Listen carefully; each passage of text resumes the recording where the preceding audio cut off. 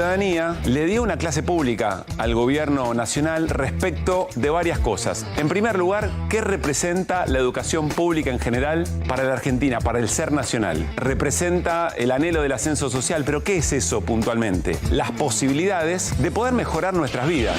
Porque es cosas que son cuestión de tiempo para que finalmente dejen de existir en el Estado y terminen, en el peor de los escenarios, con la gente en la calle.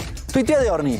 Sí. Se ha decidido cerrar la Casa de la Moneda, fin. ¿Qué hizo? Lo borró. El gobierno disolvió una empresa ferroviaria y despidió a 1.388 empleados. Si vos estás trabajando en un área, supongamos en la Casa de la Moneda, y deja de existir, ¿qué pasa con vos? Entre tanta votación en la Cámara de Diputados, una de las cosas que se votó finalmente, y a pesar de todas las advertencias de expertos, es la ley antimafia, que se supone que es una ley de abordaje integral contra el crimen organizado. La lista de delitos incluye homicidios, incluye trata de personas, incluye secuestros, pero también incluye otros que son usados, por ejemplo, para perseguir la protesta social, para perseguir a los gremios. Que la gente siga confiando y necesitando que la universidad pública esté de pie, creo que es un gran mensaje para toda la sociedad. Creo que así se construye agenda pública. El mensaje es por segunda vez muy contundente. Argentina, como muy pocos países en la región, tiene la vocación, y lo ha tenido en estos últimos 20 años, de cambiar su estructura territorial,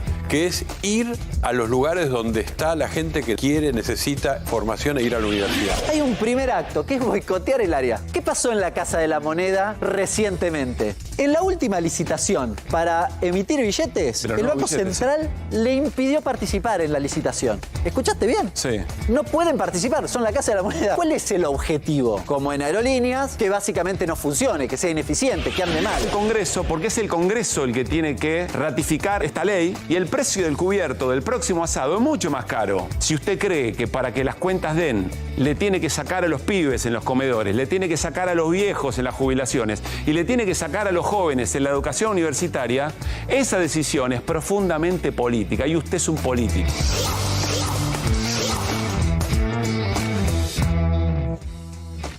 ¿Qué tal? ¿Cómo andan? Buenas noches. Bienvenidas, bienvenidos a QR. A ver, propuesta de arranque. Después de un acontecimiento político tan intenso, tan importante como la movilización federal por el financiamiento universitario, ¿en qué momento está la política? ¿Dónde deja la política? Hay una gran pregunta que es, bueno, ¿y ahora qué? ¿El día después qué? Probablemente no se resuelva en un día, pero sí han ocurrido cosas en las últimas 24 o 48 horas que algunas pistas nos dan. Arranquemos por el gobierno. El gobierno parece estar acorralado frente a algunas situaciones. La primera, muy evidente, la calle. Ayer hubo una demostración federal en todo el país de un disgusto, de un no acuerdo en el pacto que algunos sectores que lo votaron al gobierno de Milei le están diciendo, bueno, con estas cosas no.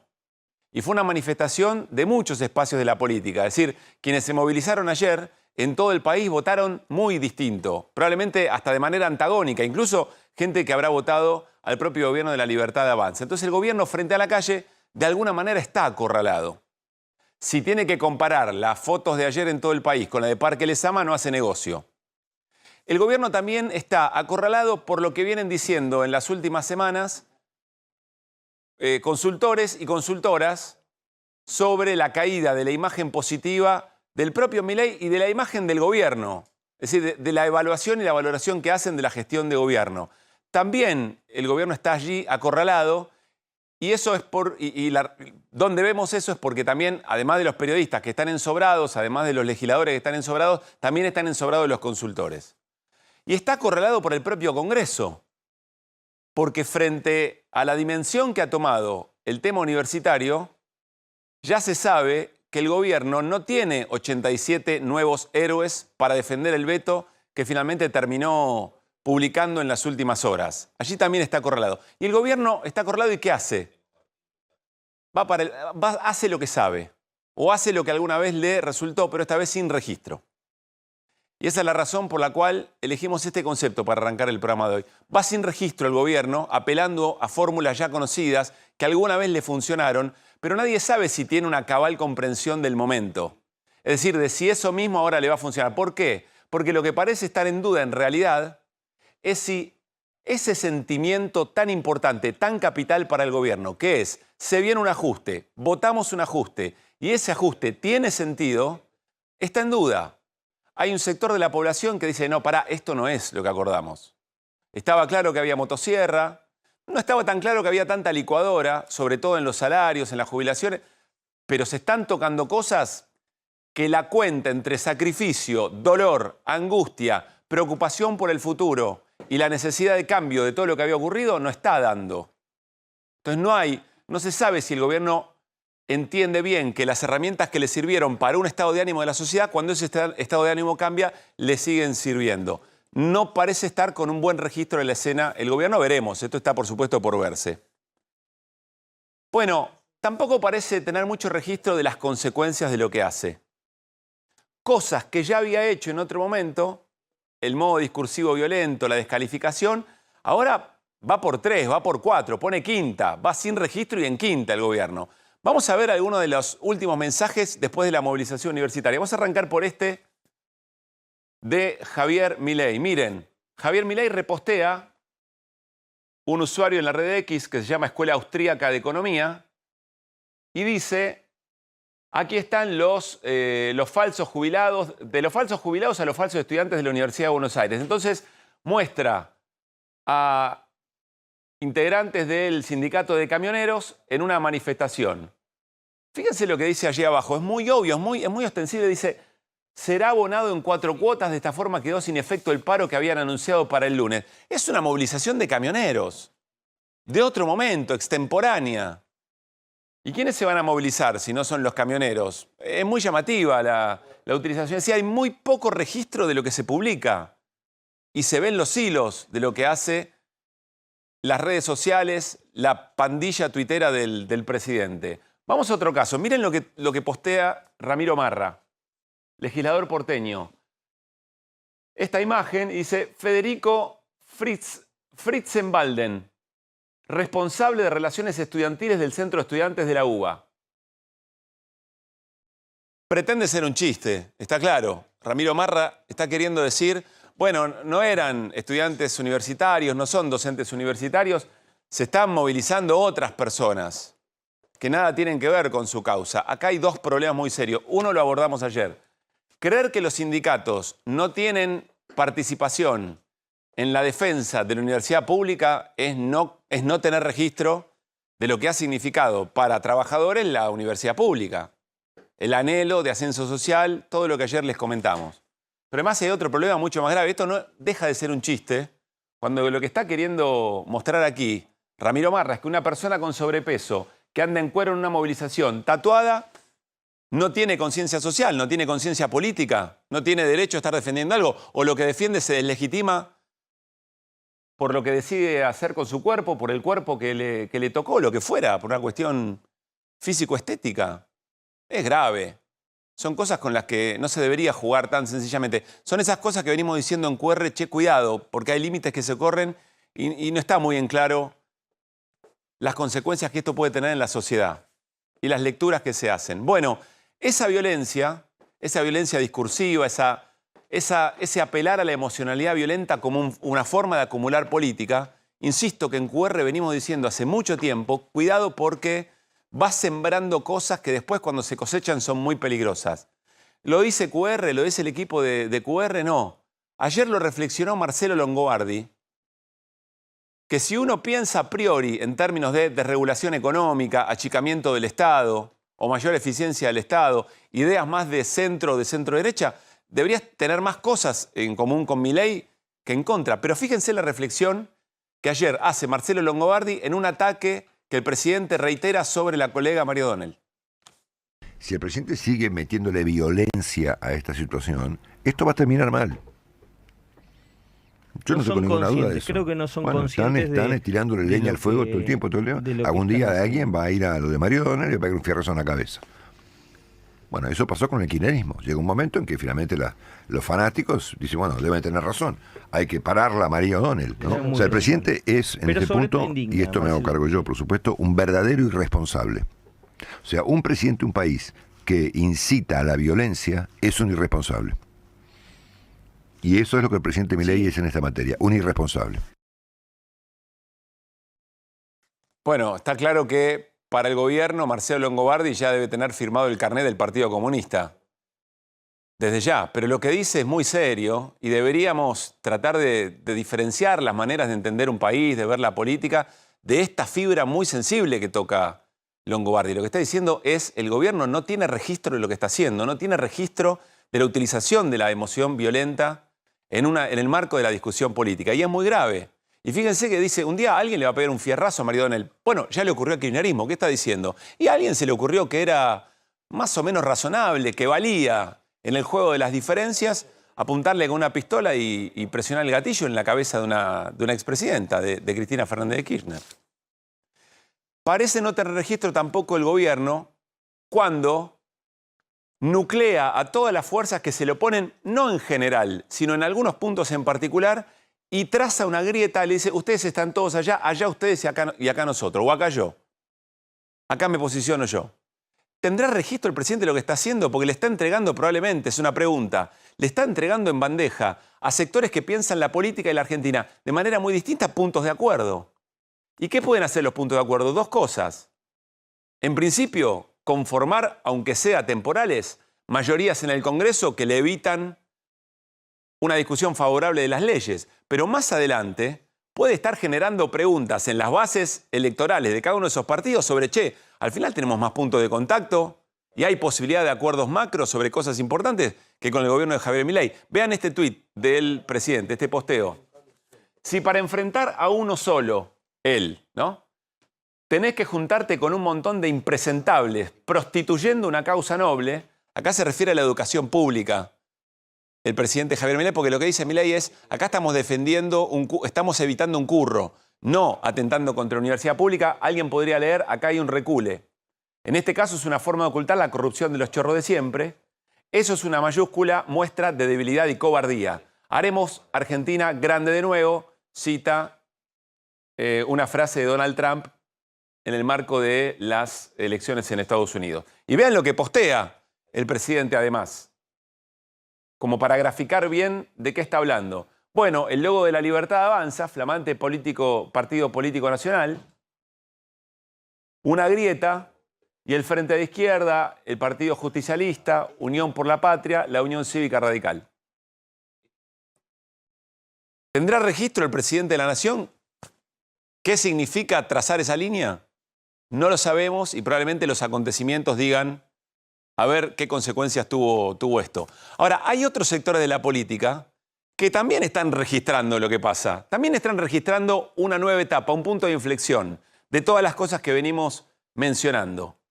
Por ejemplo, Cristina Fernández de Kirchner, que decide salir a intervenir en la discusión pública, ya no con clases magistrales y cada 3-4 meses. Ahora directamente contestándole al presidente Javier Milei a través de redes sociales y en el lenguaje que suele utilizar Milei para confrontar. Va a territorio sola, a La Matanza, no a cualquier territorio, a la provincia de Buenos Aires y a La Matanza, a contactarse con los sectores más vulnerados, con los sectores populares, y les dice, la respuesta es comunitaria. Hay elecciones en el Partido Justicialista y miren lo que postea hoy Mayra Mendoza, intendenta de Quilmes.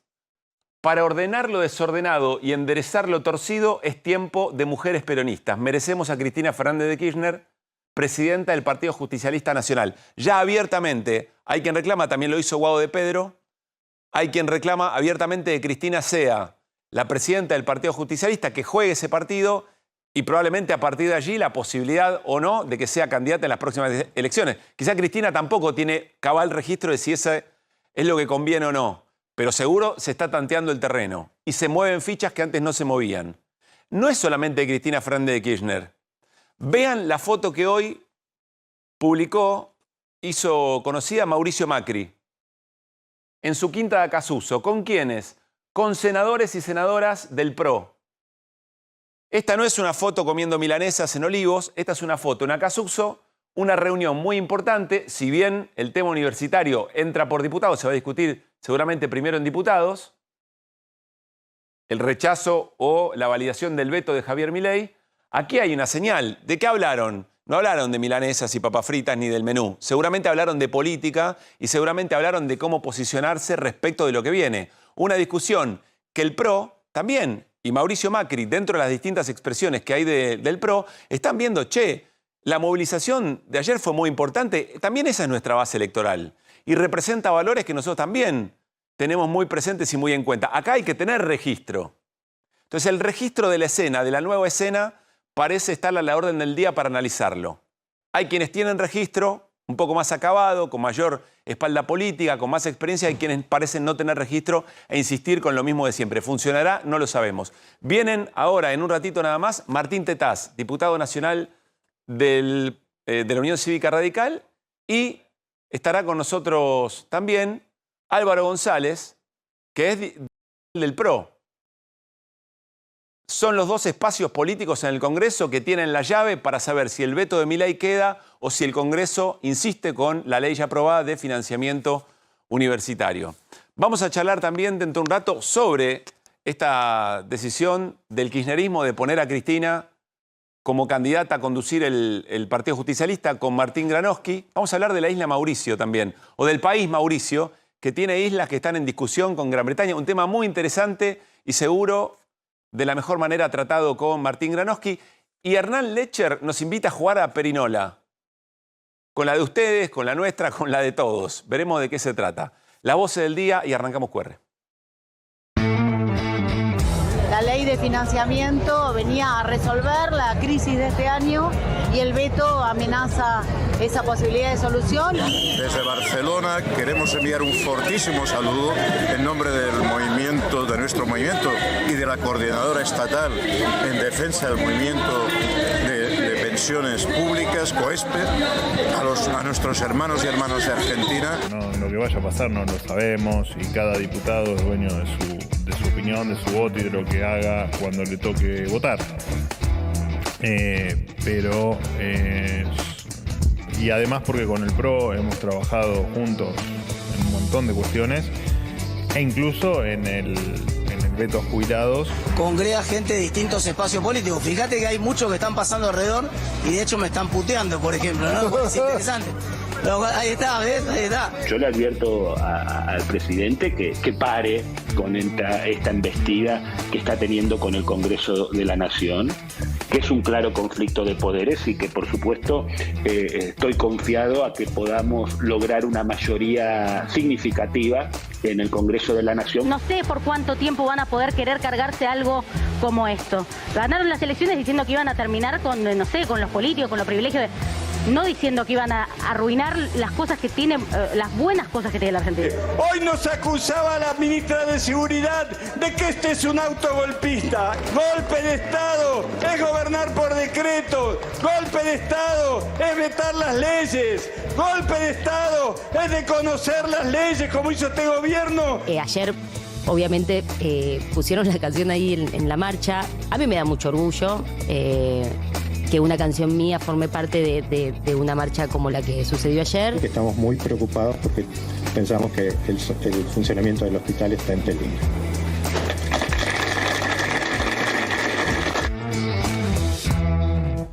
Bueno, muy buenas noches y buen jueves. Buenas Equipo, noches, ¿cómo están? noches. Martín Granowski, Irina Hauser, Hernán Lecher. ¿Qué tal? Buenas noches. Coinciden, no pretendo que en QR salga una verdad, la lectura posta, digamos, de lo que generó la movilización como parte de un proceso político. Pero sienten que hay algo nuevo, que se están dando movimientos inéditos, que probablemente la escena sea distinta a lo que vimos hasta acá. Sí, lo que hay es una homogeneidad en el reclamo enorme, homogeneidad en el reclamo universitario concreto y homogeneidad en defensa de la educación pública y hostilidad hacia el veto ya. Directamente hostilidad hacia el veto. Lo que hay es la construcción política del veto por parte de Milei, digamos, más allá de haberlo vetado, la construcción política del soporte al veto. O sea, la construcción del relato alrededor del veto. Del relato y de los votos, de las dos cosas. Sí. Es la construcción del relato y la búsqueda de los héroes, del segundo asado. Eso es lo de Milei. Ahora, esta es la segunda manifestación en 5 meses. Segunda manifestación con millones de personas en 5 meses. Pasó pocas veces en la historia argentina que en un año se diera lo mismo. Bueno, yo no sé si pasó alguna vez, inclusive. Me animo a decir eso, habría que verlo. No sé si pasó alguna vez. Irina Hernán. Coincido. Iba a usar la palabra transversalidad, que no es exactamente la misma, pero es parienta.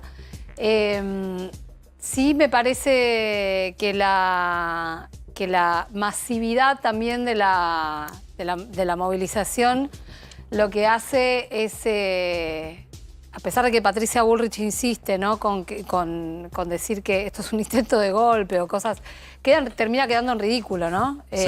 Termina poniendo, lo interesante es eso, que la masividad de la marcha y las barbaridades que sale a decir Patricia Bullrich, como por ejemplo que se intenta una actitud, un golpecito. Sí.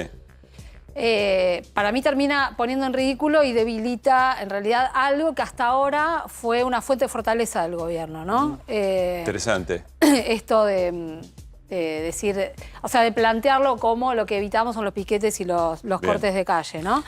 Eso por un lado. Y por otro lado, sí me parece fuerte el mensaje al Congreso también. Además del mensaje contra el veto. De la movilización al Congreso, claro, al Congreso Nacional. Al Congreso y sobre todo teniendo en cuenta el post-asado, ¿no? Claro, ¿Hernán?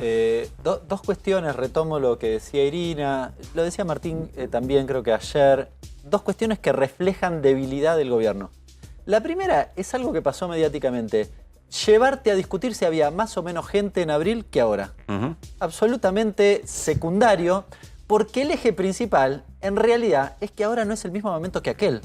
Y algo tiene que ver, sobre todo, con los legisladores. Sí. ¿Era más fácil, supongamos, acompañar el veto en aquel momento o ahora? No, por eso decíamos, el cubierto del asado 2 va a ser más caro. Y la segunda cuestión es la cuestión del golpe, ¿no? Que la verdad es tan burdo que se nota demasiado esa cuestión de la debilidad. Porque si yo para reclamar hago una movilización y eso es un golpe...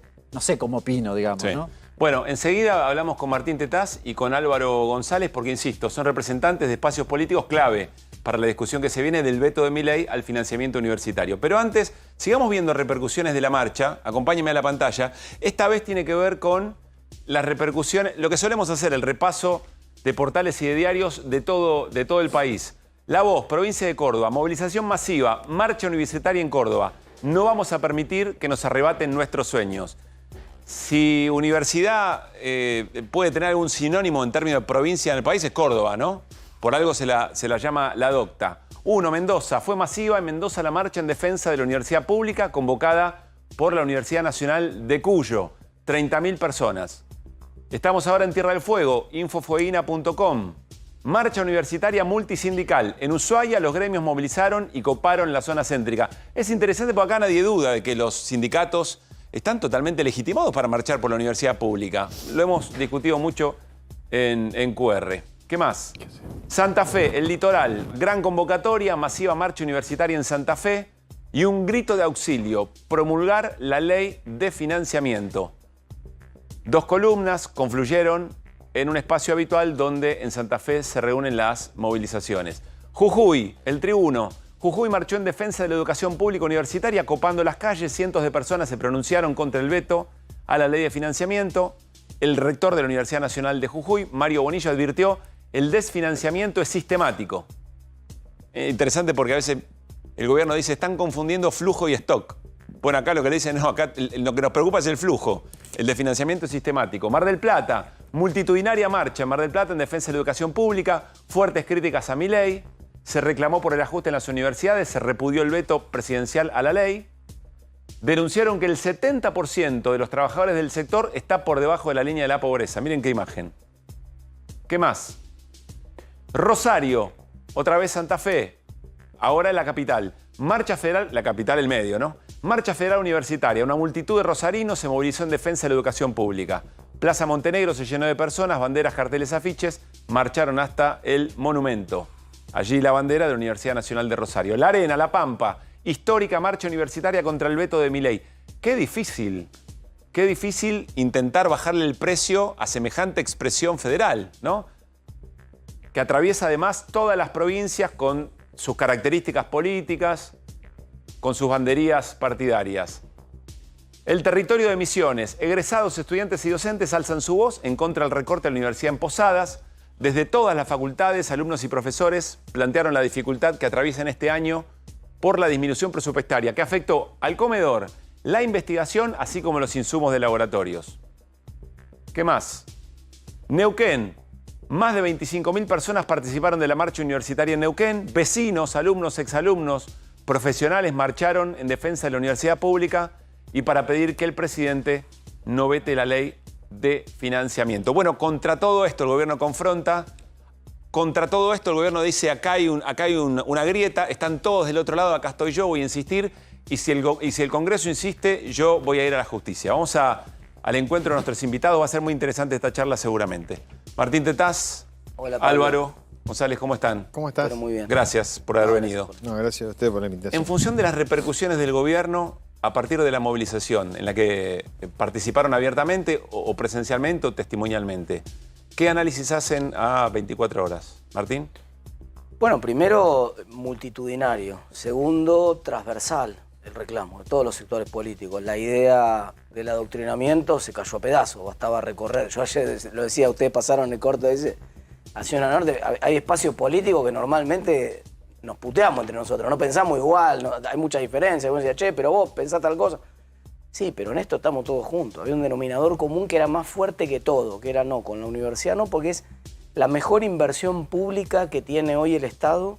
Primero por la alta tasa de retorno que tiene, el gobierno recupera más que con creces por el sistema impositivo que hay en Argentina, lo que pone en el financiamiento educativo. Pero esa cuenta se hace poco, ¿no? Esa cuenta se hace poco. Porque no está en una sola planilla. 2/3 del esfuerzo en términos de tiempo que se dedica a la formación del proceso educativo lo ponen los estudiantes y el Estado se queda con más de la mitad del resultado vía el sistema de impuestos, una vez que de lo más que vos ganás gracias a haber pasado por la universidad. Yo siempre lo digo, yo doy una conferencia y de arranque ya tengo 21 de IVA y que nunca puedo trasladar para atrás y que me lo como, y 35 de ganancia, o sea, ya más de la mitad de la conferencia se la come el Estado. Pero eso que generaste a partir del título y de tu formación. Claro, yo seguramente no podría dar esa conferencia, no me la pagarían lo que me la pagan si no fuera profesional y no hubiera tenido el título que tengo. Entonces, eso ya está. Ahora, y además es el último ascensor de movilidad social que le queda a la enorme clase media de la Argentina y más aún todavía. El Estado, uno de los puntos sobre los cuales apoya Milei su construcción semántica y su construcción política, y que tiene razón, es que te dice, mira, te matan impuestos, vos sos clase media, te matan impuestos y después vos tenés que llevar el pibe a la escuela privada porque la escuela pública no te garantiza funcionamiento y no te deja trabajar. Tenés que ir a una prepaga porque el hospital público te da turno para el 3 de otoño. Entonces, finalmente no te dan nada. Tenés que contratar tu seguridad privada, pagar el seguridad del edificio. Entonces, pero en esto no. Cuando vos terminás incluso la secundaria en un privado, vas a la universidad y volvés al sistema público. ¿Por qué volvés al sistema público? Porque es mejor en todas las estadísticas internacionales, en todos los rankings, tiene calidad, funciona. Es un ejemplo, por supuesto que hay que cambiar un montón de cosas y hay que mejorar mucho. Por ejemplo, hay que auditar las universidades. Ahora, que explique el gobierno por qué los libertarios votaron junto con el kirchnerismo en contra de la auditoría de las universidades. Esta misma ley que están vetando tenía un artículo, el artículo 7º, que en la votación particular nosotros pusimos a propósito para que se auditen todas las universidades todos los años. Que esa es una discusión posible y que lo va a encontrar otra vez discutiendo cosas, pero está dentro de chico, por favor, el respeto a la ¿quién puede estar en contra de eso? Bueno, el gobierno en contra de eso, junto con el kirchnerismo. Que expliquen, porque tienen comportamiento raro, ¿no?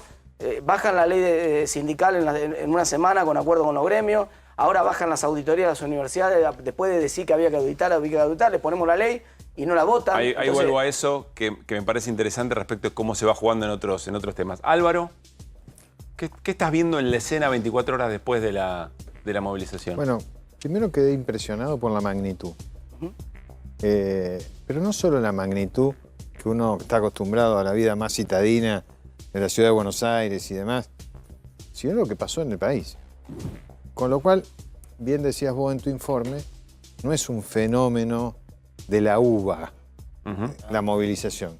Es un fenómeno de la juventud argentina, que va a la universidad y defiende a la universidad. Después podemos hacer 300 análisis, si la auditoría sí, si la auditoría no, si...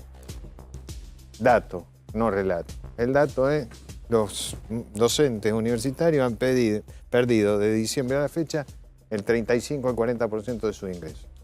Y los alumnos acompañan a sus docentes para que eso no ocurra.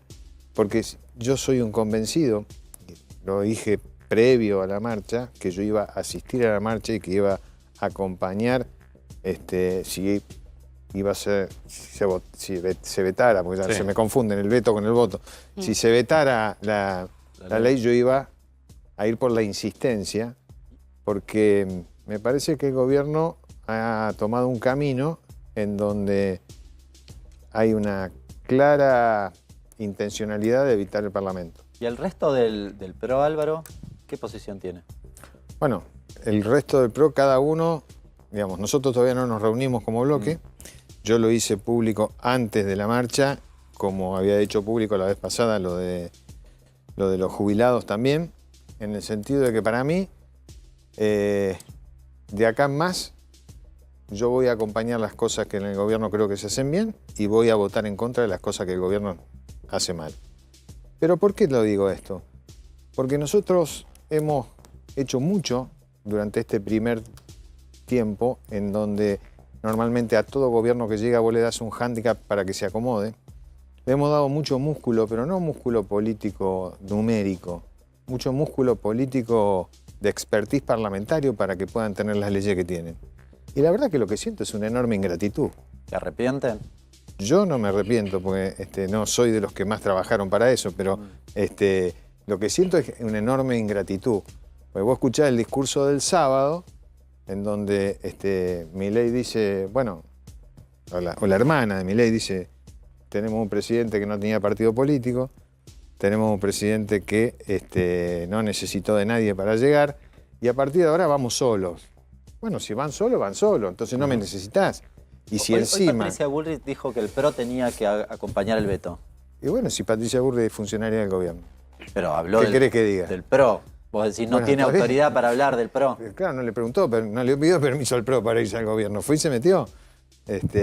Me parece a mí que, qué sé yo, somos todos muchachos grandes, cada uno es responsable de sus actos y acá estamos dando la cara y yo no tengo problema de decir que soy del PRO y que voy a votar en contra del veto.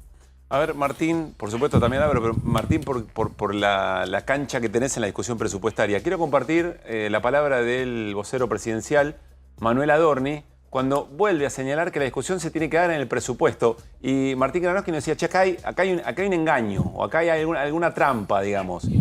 Vamos a compartir la palabra de Adorni y Álvaro y Martín nos explican, dale. El gobierno no está en contra de darle más financiamiento a las universidades. De hecho, somos todos los que pertenecemos a este gobierno grandes defensores de la universidad pública. Lo que estamos sí en contra es de asignar una partida presupuestaria sin saber de dónde se va a sacar el dinero. Porque eso se ha hecho durante muchísimos años en Argentina y nos ha hecho mucho daño y nos ha, si se quiere, fue el vehículo que nos trajo hasta donde estamos hoy.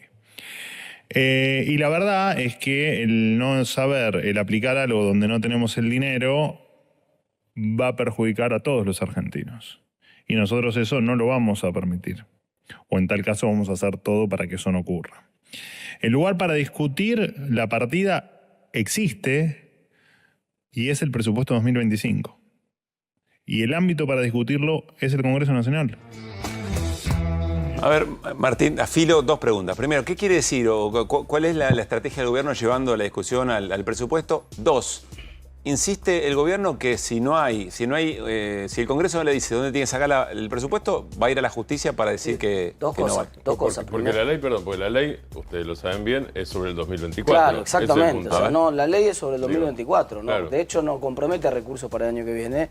Eso efectivamente se va a votar en la discusión del presupuesto. Así que por eso no tiene el impacto que ellos creen que tiene, para nada. Solo 0,14 el PBI fue el dato de la Oficina de Presupuesto. Pero además, déjame decirte otra cosa. El veto realmente, y el vocero también en la misma línea, el veto está mal, no porque hayan vetado, está en todo su derecho de vetar, sino porque los considerando del veto, ese argumento de la ley de administración financiera, sí, que vos cuando creás un gasto tenés que crear la fuente para financiarlo, nosotros no estamos creando ningún gasto nuevo.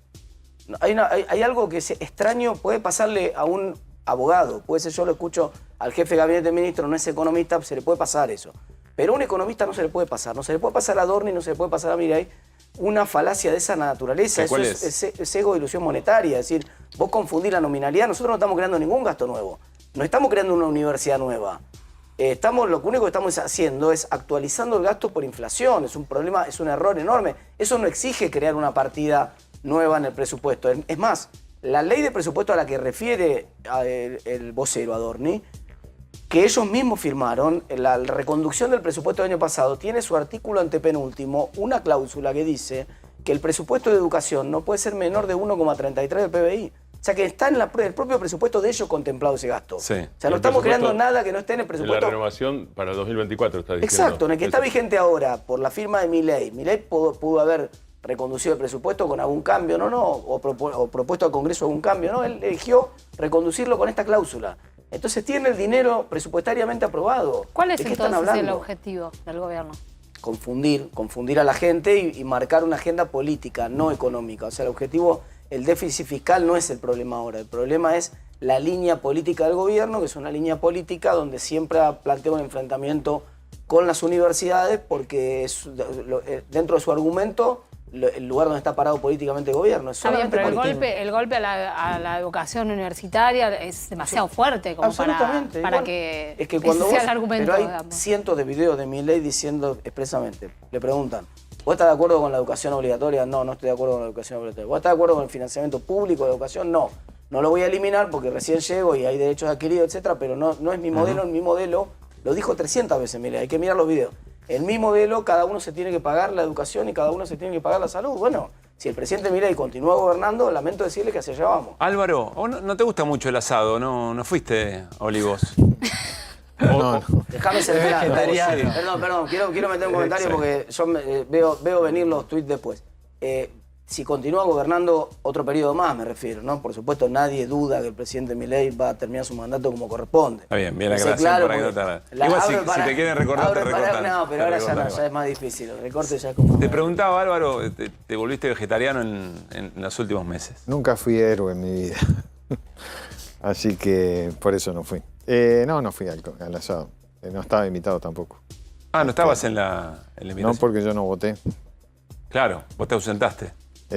No, en el tema de los jubilados yo voté en contra.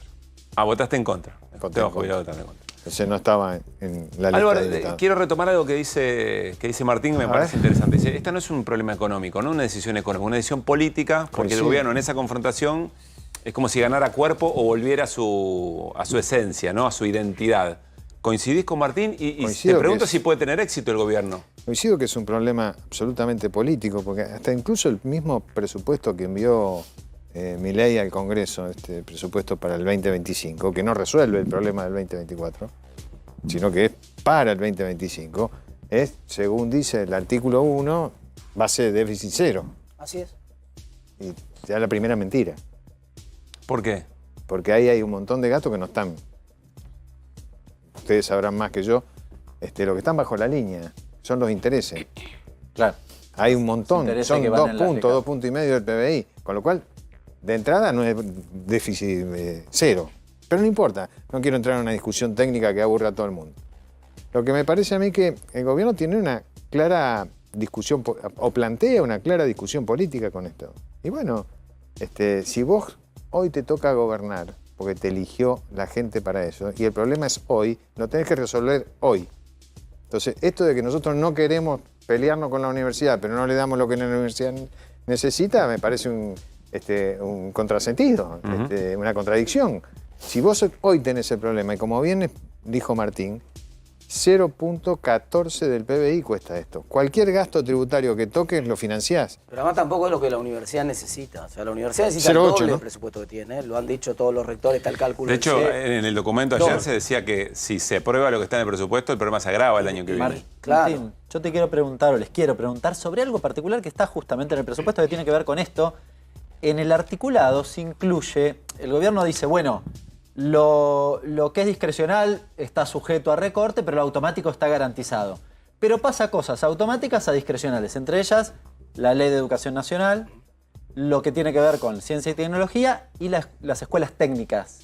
¿Ustedes van a acompañar eso en el presupuesto? Sobre eso vamos a trabajar. Es muy probable que haya modificaciones en esas líneas. En general, si vos mirás el presupuesto, es la línea de educación que fue la que más cayó durante 2024, es la que menos, si se cumple la hipótesis del gobierno del 18% de inflación, es la que menos crece, porque tiene contemplado solo 28 de crecimiento nominal. Entonces, seguramente va a haber la búsqueda de algún tipo de garantías, así como la tuvo, pero después no la cumplió el presidente en el presupuesto que está vigente, la tuvo para cuando gobernaba Massa, le pedimos la misma garantía. siendo coherente, le vamos a pedir al presidente Milei la misma garantía que le pedimos en su momento a Massa. Así que va a ser probablemente una parte de la negociación. Álvaro, ¿en qué momento está la relación del PRO con el gobierno, dirías vos? Bueno, para un sector es parte del gobierno. Para otros sectores en los que yo estoy enrolado, no somos parte del gobierno. Nosotros pretendemos mantener nuestra identidad. Creemos que hay muchas cosas que compartimos la visión con el gobierno de Milei en el sentido de resolver algunas situaciones que la Argentina necesitaba resolver. Ahora, no necesariamente tenés que hacerlo fusionándote. Cada uno puede tener su propia Álvaro, opinión. ¿tú nosotros es Mauricio Macri o es Horacio Rodríguez Larreta? En mi caso particular es Horacio Rodríguez Larreta. Que se movilizó, que estuvo ayer en la marcha. Y como Martín también lo agredieron. Hecho repudiable, pero bueno, ahí estaba lo que se graficaba, ¿no? La transversalidad. Vuelvo a repetirte, había 300.000 personas. Caminó 10 cuadras, Horacio. Fue solo. No fue con ninguna columna, ni con un redoblante, ni con una bandera. Fue solo porque cree en la educación pública y lo puede demostrar en sus 16 años en el gobierno. 8 como jefe de gabinete y 8 como ministro como jefe de gobierno. Como jefe de gobierno. Lo que fue la educación pública y cómo creció en la ciudad de Buenos Aires y cómo se mejoró la educación. Entonces, vos no es que vengo a inventar o me subo a una marcha o quiero sacar alguna ventaja por estar. Es un hombre libre, que vivimos en un país libre y tiene ganas de marchar porque tenía ganas de estar presente en una movilización en donde estaban defendiendo la educación pública. ¿Cómo es la relación de cada uno de ustedes con la universidad en términos familiares, generacionales? Yo soy... mi vieja era profesora universitaria. ¿Docente de qué, abogada, Martín? Historia constitucional, La Plata. Yo siempre amé eso desde casa y siempre quise ser profesor. Y fue lo primero que hice, ni bien me recibí, presentarme a un concurso y hace más de 20 años que doy ¿Por qué clases querías en ser la profesor? universidad. ¿Qué pasa en la universidad que...? Porque es hermoso, es una cosa hermosa poder transmitir una idea, no solamente porque devolvés lo que aprendiste, sino porque aprendés. La mejor manera de aprender es enseñando. ¿Sí? Esta idea, lo que pasa dentro de un aula, solamente lo entiende y lo ve el que está pasando a través del aula. Vos muchas veces te hace una pregunta a un alumno y te deja pensando y vos le tenés que decir, El presidente fue docente universitario, ¿sí? Sí, claro, fue profesor de la UBA, Milei también. Absolutamente, sí. Álvaro, ¿en tu caso? Bueno, yo soy egresado de la Universidad Nacional del Litoral. ¿Vos sos abogado? Soy abogado. No tuve la relación que tiene, nunca fui profesor universitario ni nada. Yo empecé a militar en política en la universidad en el año 82. Y bueno, desde el 83 hasta acá. ¿Y en tu familia quién fue? ¿Primero universitario o universitario? Mi abuelo. ¿Tu mi abuelo? Mi abuelo, mis dos abuelos. Mi abuelo paterno eran 10 hermanos, del año 1897 era mi abuelo, nacido en 1897, en 10 hermanos, 9 profesionales. Nacido en un pueblo de Santa Fe llamado Capibara. Y por parte de mi madre, piamontese, de Rafaela, Tetamanti el apellido, eran 5 hermanos, los 5 profesionales, de otra Argentina, ¿no? Yo tengo una anécdota muy, muy linda de mi abuelo materno, que era dentista, y tenía una discusión permanente con su mujer, porque le decía que dejate de joder con ir a dar clase al Colegio Nacional de Historia y Geografía y sacá muela, que con eso juntamos la plata. Y mi abuelo siempre decía que es lo que él hacía para devolverle a la ciudad de Rafaela lo que la ciudad le había permitido. Claro. Y se había comprado un auto convertible y todo el mundo, él decía, ¿creen que esto es para hacer facha? No, es porque llevo el torno a pedal, porque sí vas a sacar muela a los pueblos. Pero esa noción de lo público también, ¿no? Pero por supuesto, de lo que nos constituye. Se levantaba a las 6 de la mañana porque preparaba su clase de historia y geografía. Y a las 2 de la tarde abría su consultorio para trabajar de dentista. Y te voy a dar otro dato más. Tengo encuadrada una ficha que me dio mi madre que dice Osvaldo Tetamanti, cirujano dentista, por la presente comunico a usted que a partir de este domingo, 24 de enero de 1937, voy a estar en Plaza Clusella, en la casa del señor Montenegro, atendiendo. O sea, en enero, en Plaza Clusella, estaba sacando muela, no estaba ni en la costa, ni en Punta del Este, ni paseando. Ahora que lo estaban propone, laburando, ahora que lo propone Martín, humanizar un poco más la política puede tender puentes incluso pensando distinto. Ustedes no piensan todo igual, ni hablar quienes nos están escuchando de otras expresiones. Acepto el desafío de llevar la discusión sobre el financiamiento universitario a lo político, dejo de lado un poco lo económico. Ya me convencieron que el tema es político y no es económico. ¿Creen que el gobierno de Milei o el propio Milei se va a fortalecer yendo casi sin registro hacia adelante y confrontando con esto? ¿Se fortalece? Yo creo que no. ¿Por qué no? Estoy convencido que no. Porque, a ver, llega un momento donde vos te cansás de los gritos, te cansás del acting, tenés que pasar a los hechos. Entonces, vos podés, durante un tiempo determinado, echarle la culpa a cualquiera. O sea, no sé si fue Hernán que lo dijo o quién. Ayer resulta ser que era una conspiración de Cristina Fernández de Kirchner con Carrió, con Massa, con no sé quién, con Lutó. Entonces voy a decir, bueno, eso tenés que sacarlo casi en joda, porque nadie puede creer que eso sea cierto, no sé si me entendés. Podrá ser un argumento, si querés, marketinero, para algunos jóvenes que no tengan idea de lo que fueron los últimos 10 años en la República Argentina. Si no, vos no podés creer que Carrió va a ir a confabular con Cristina Kirchner para voltearlo a Milei. Es una cosa que no tiene ningún ton ni son. Entonces me parece que en definitiva hay mucho de lo que Milei ha manejado muy bien, que es la comunicación. Incluso hoy leí un artículo que no puedo creer que sea cierto. Los tipos copian la serie de televisión. El discurso de la yo digo, ya llegamos a un punto donde... House of Cards.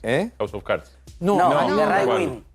The Right Wing, perdón, la de la casa de... Ahora lo vamos a compartir en un rato. Pero yo digo, pero ¿será posible? Es más, un amigo me mandó un cosa y me dice, che, esto es fake, ¿no? O sea, para vos ya hay un momento de la comunicación política del gobierno que se está volviendo grotesca, por decirlo de alguna forma. ¿Y pierde efectividad para vos? El presidente muchas veces es hasta guarango. Y me parece que en el vocabulario de quien es el presidente de un país son cosas que no están bien, no hacen bien. ¿Vos ahí voy, Hernán, quiero saber qué piensas sobre lo mismo, Hernán, perdón. Martín. Yo coincido, no por los modos. Yo creo que él elige mal los rivales. En estos momentos comete un error en atacar al sistema universitario, comete un grave error.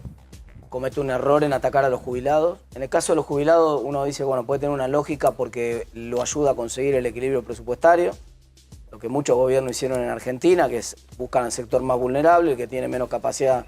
Vos no vas a ver una marcha de 300.000 jubilados, como viste la marcha de 300.000 estudiantes. Entonces, me parece que ataca ahí un sector vulnerable donde paga un costo político, pero sabe que tiene un rédito económico. Acá lo paga al costo político innecesariamente. Ya se lo marcó. Inclusive muchos de sus votantes se lo marcaron en la primera marcha, muchos colegas tuyos lo marcaron también, que son normalmente más simpatizantes del gobierno, lo marcaron, están cometiendo un error acá.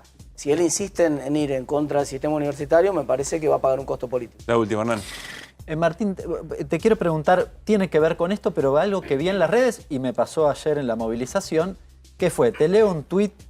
Fui a entrevistar a los impresentables de Lustó y Tetaz, terminé golpeado, insultado, escupido por una turba de militantes de la UCR, teléfono para FOPEA.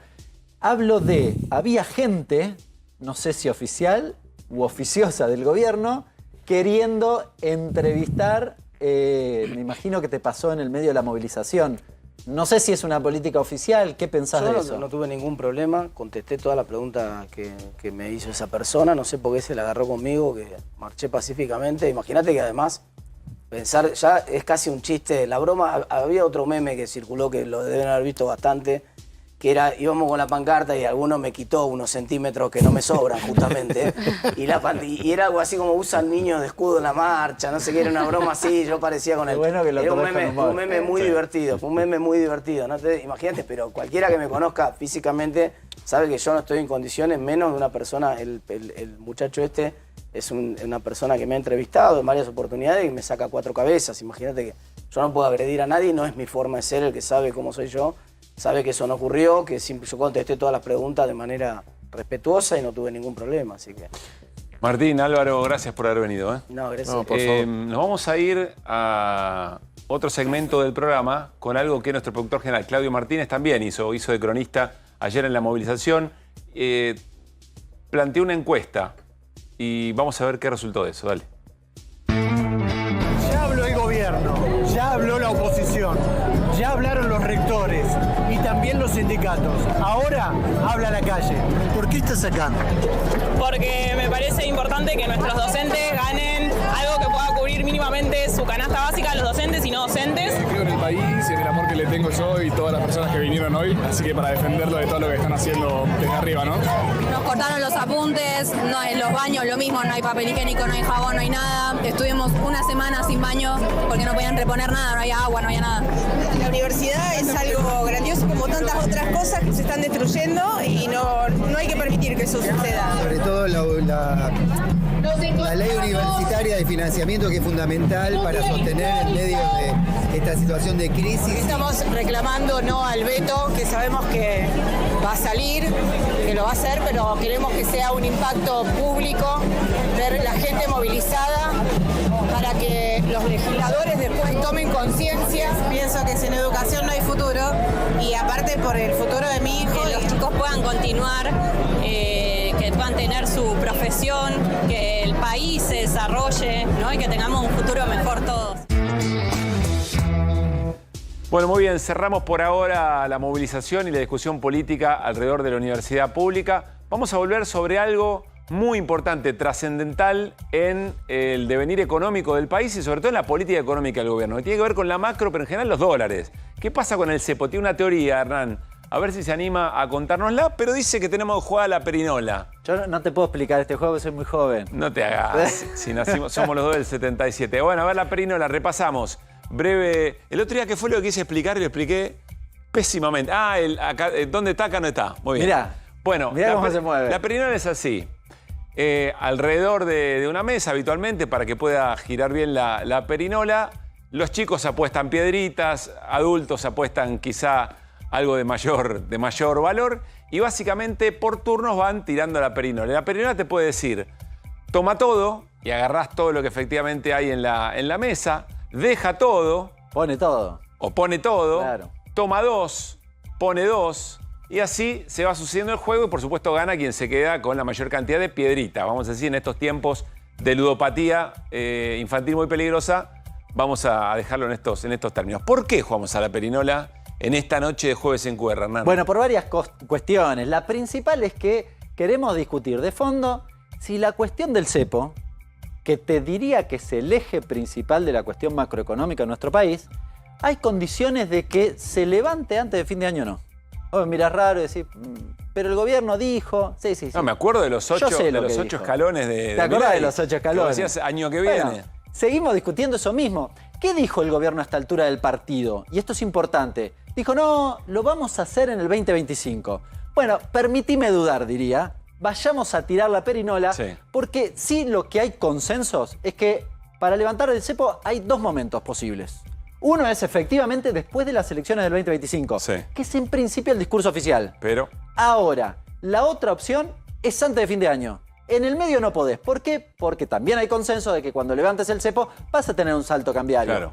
Bien, con lo cual vas a tener un salto de la inflación. No lo podés hacer en año electoral, lo haces después de la elección o antes de fin de año. No hay otra opción. Antes de pasar al juego que nos propone Hernán, un gran abrazo a la producción. Puede parecer una pavada, pero no es sencillo hacer esto, ¿eh? Gracias, Machi, por tanto. Bueno, a ver, ¿por dónde arrancamos, Hernán? Bueno, tiramos la perinola y en realidad vamos primero a algunas cosas que pasaron en la última semana.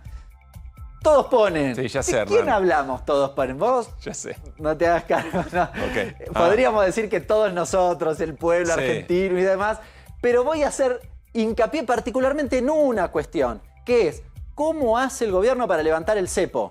Bueno, Milei dice la inflación, los pasivos monetarios del Banco Central, todo lo que quieras, pero el eje central, lo dijo alguna vez Expert, necesitamos entre 10 y 15 mil millones de dólares. Así que estamos discutiendo de dónde salen esos 10 o 15 mil millones de dólares. Allí vamos a todos ponen. ¿Y qué pasó en la última semana? Te diría estas dos cuestiones, pero te puedo agregar alguna más.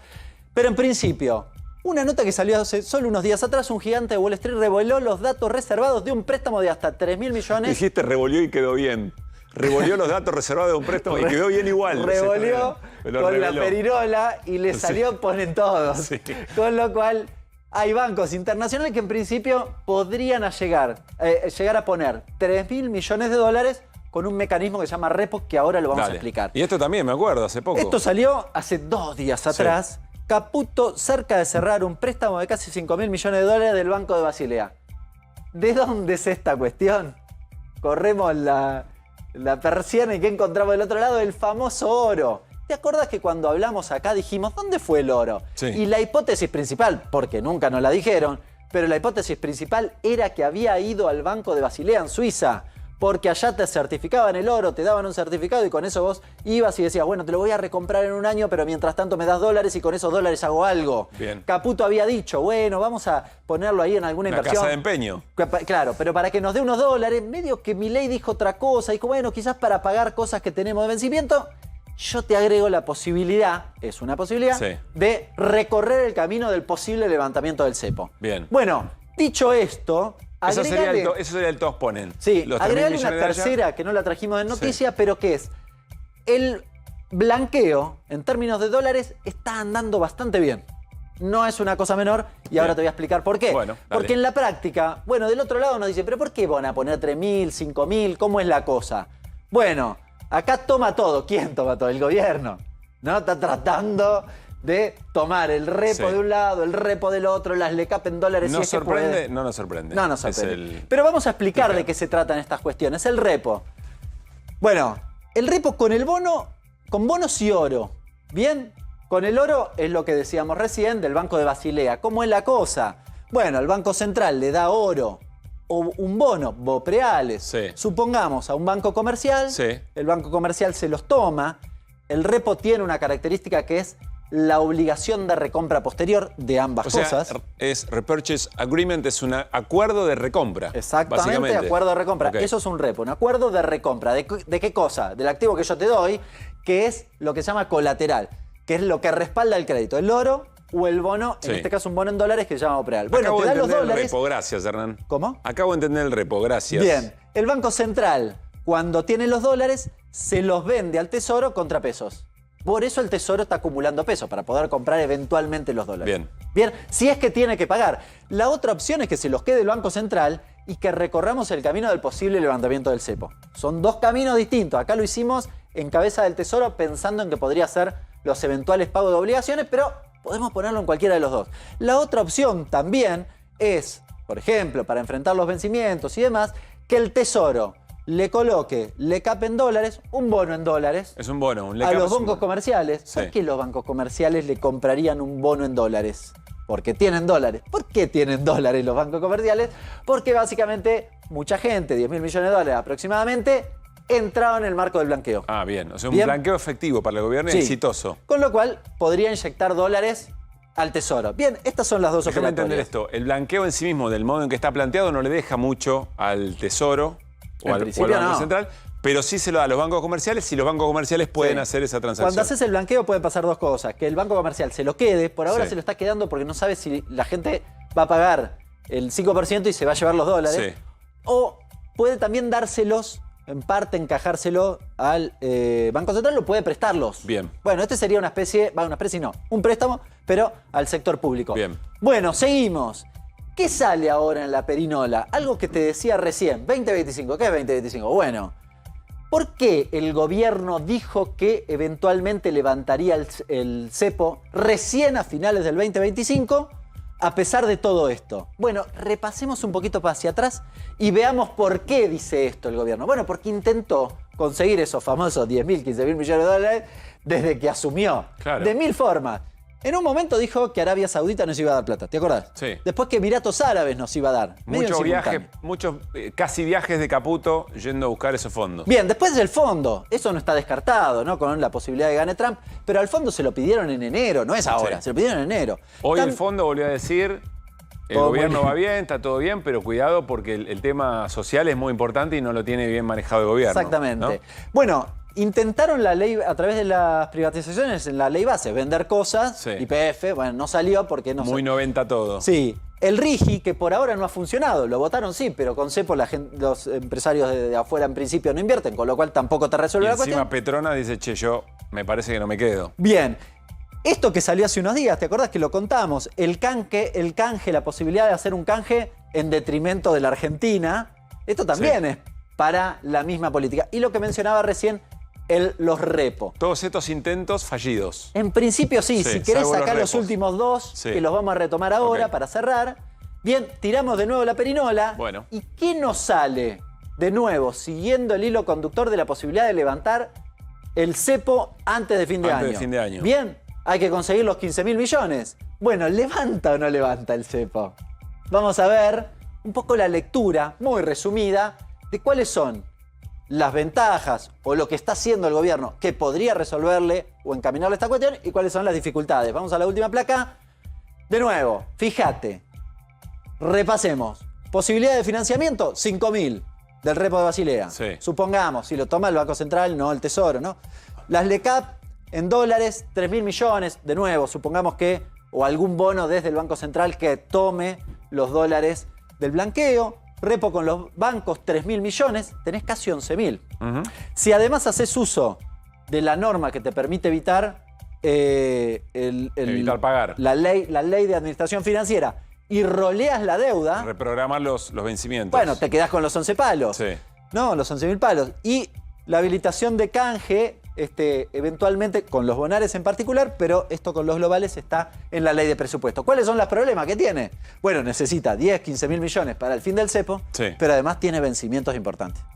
En enero y en julio, casi entonces? 4.500. Bueno. Jugátela tu perinola. Tirá la perinola, Lecher, dale. No puedo confirmar. Está bien, pero vos decís, para pasar en limpio, está girando la de Lecher. Para pasar en limpio, Hernán, lo que entiendo es, vos decís, che, cuidado porque el gobierno capaz que se anima a levantar el cepo Yo lo antes de que fin de digo año por razones económicas y hasta políticas también. ¿Estaba descartado? Sí. Bueno, no lo descartes tanto.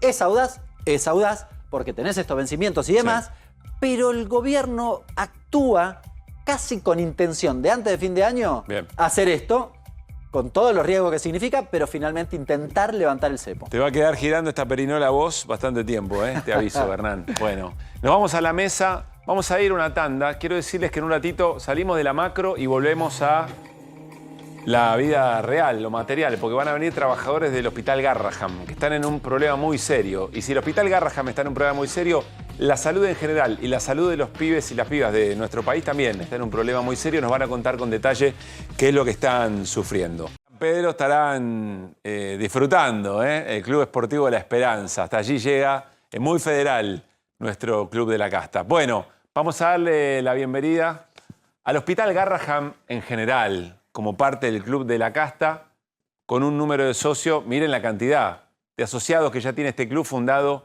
evidentemente, en el 2023, y quienes van a representar al hospital como parte del Club de la Casta son Norma Lezama, trabajadora del Hospital Garrahan, secretaria general de la Asociación de Profesionales Técnicos, y Karina del Toro, trabajadora también del hospital, integrante de la Asociación de Profesionales Técnicos. Voy al living ya para saludarlas. ¿Cómo están? Bienvenidas. Muchas gracias por estar acá. Gracias por la invitación. A ver, el Hospital Garrahan está en boca de todos los medios, noticia, evidentemente. A mí siempre me da la sensación que cuando algo se lo habla tanto, a veces se pierde dimensión, y sobre todo cuando hay acusaciones de privilegios, de cosas que no funcionan bien, se pierde de fondo un poco qué es lo que está pasando. ¿Cómo caracterizarías lo que está pasando hoy en el Garrahan? Bueno, estamos atravesando un momento muy crítico en donde todo lo que significa el Hospital Garrahan, desde que todos conocemos, ¿no? Las 600.000 consultas por año que atendemos el equipo de salud, 10.000 cirugías, más de 100 trasplantes, el 50% de los trasplantes que se realizan en pediatría, el 40% de atención en cáncer infantil, y todo el prestigio que ha ganado este hospital como centro de referencia que nos distingue en la región. ¿Qué es ser centro de referencia? Siempre se lo vincula de esa manera. ¿Qué es? Centro de referencia significa que por la casuística, es decir, la cantidad de pacientes que se atienden en cada especialidad y el nivel de especialización que tienen los profesionales del equipo interdisciplinario, se pueden generar conocimiento a partir de los estudios científicos, protocolos adecuados para distintos tipos de cáncer, por ejemplo. Entonces eso lo convierte al hospital en un centro de referencia, de tal manera que a través de la red de telemedicina se puede alcanzar a nivel federal la conexión con todos los centros de salud pediátricos del país. Entonces esto, bueno, genera una cadena muy virtuosa en lo que es la generación de conocimiento, el avance y sobre todo la atención de niños, niñas y adolescentes que no tendrían este tipo de prestación en otro lugar. Claro. Es un hospital público, gratuito, de acceso a todos los pacientes. Y que esté pasando todo lo que nos cuentan que está pasando en el Garrahan, ¿qué implica en el día a día? ¿De qué manera se deteriora su función? Bueno, por el tema de los salarios, yo soy médica laboral, estoy en la parte de laboral y cuido la salud de los trabajadores que están en el Garrahan. Sí. Bueno, en el momento de la pandemia usamos todas las medidas necesarias para protegerlo. Y en este momento el problema es el estrés laboral que hay, la presión que hay y la falta de insumos. Y aparte de todo eso, el tema de que las personas no llegan a fin de mes. Hay mucha gente que está renunciando, muchos médicos que renuncian, se van a otro país o a las privadas. Y después tenemos gente que tiene pluriempleo, que no duermen. Y bueno, es fundamental dormir para los trabajadores. Es lo que yo le digo a todos, que siempre que tienen que dormir. Ayer había un cartel en la marcha que decía, ¿cómo estamos discutiendo esto? Claro, dormir no es una pérdida de tiempo, es reparar el organismo. Y hay mucha gente que no duerme, por eso comete errores, después cuando viene se pinchan, y uno vive accidentes. muy angustiado cuando está sin dormir, ¿no? Gente llora, digamos, durante... Y bueno, y aparte el estrés de que no llegan a fin de mes. El día 10 ya no tienen plata, no alcanza para la canasta familiar, muchos están bajo el índice de pobreza.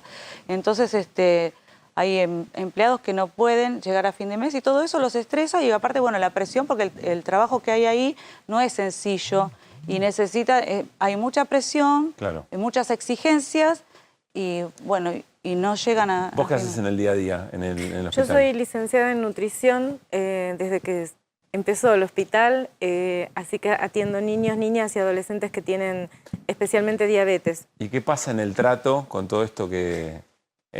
así se trabaja en el Garrahan hoy, digamos, sí, ¿no? Además de los insumos, de la situación de profesionales. ¿Y qué impacto tiene en los pibes y en las pibas?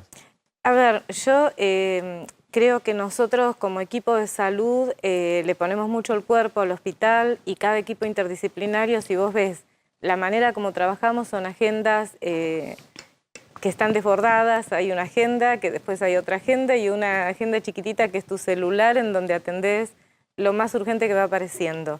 Las jornadas son extendidas, o sea que desde las 8 hasta las 5 de la tarde está todo el personal de planta y por donde vos estés, desde el lugar que ocupo ahora como secretaria general de la Asociación de Profesionales y Técnicos, en donde representamos justamente a la mayoría de los profesionales y técnicos del hospital, vos te das cuenta que por donde transitas el trabajo es arduo, como decía Karina, por eso es muy importante que ella esté hoy acompañándome, porque ella es la que nos cuida, la que ve cómo va deteriorándose nuestra salud en esta multiplicidad de situaciones cada vez más críticas. Ahora, ¿no? En medio de toda esta discusión aparece una noticia de un bono de 500.000 pesos y una decisión de echar al directorio. ¿Qué es ese tema? ¿De qué estamos hablando? Es de mucha gravedad institucional, ¿no? Si uno lo piensa, porque el Explícanos como si no conociéramos el Bueno, tema. el Hospital Garrahan tiene un consejo de administración que es un cuerpo colegiado.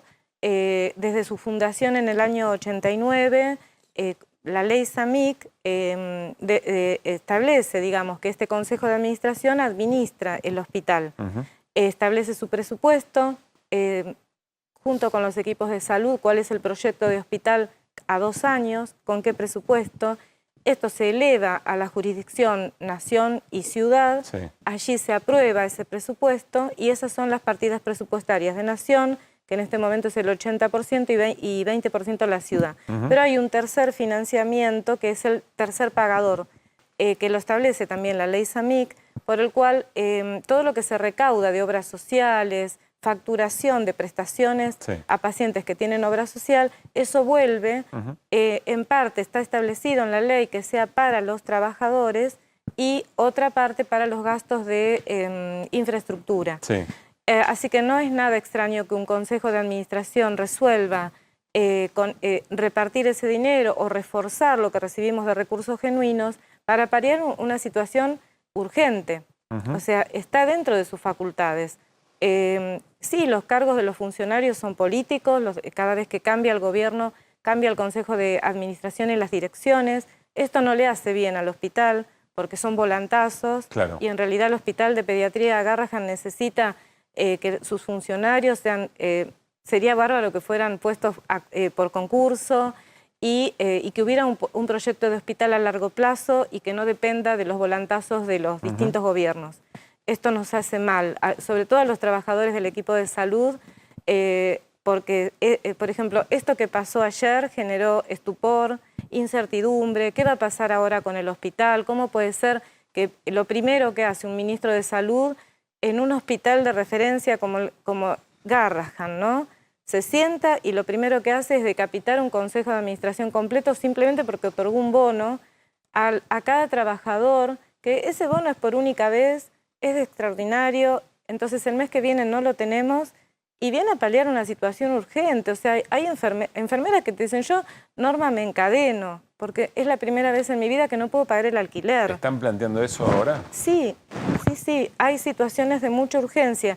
Chicas que se angustian porque no pueden pagar el campamento de sus hijos. Entonces, los trabajadores tenemos responsabilidad de cuidado.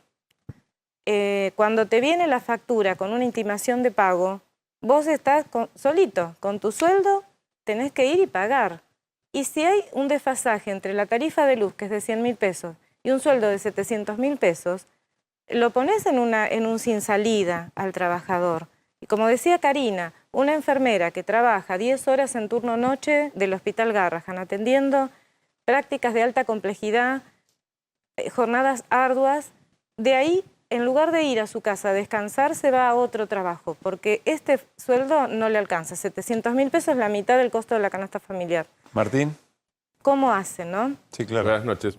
¿Qué ven de distinto en los chicos, en las chicas, en los adolescentes que atienden en los últimos meses?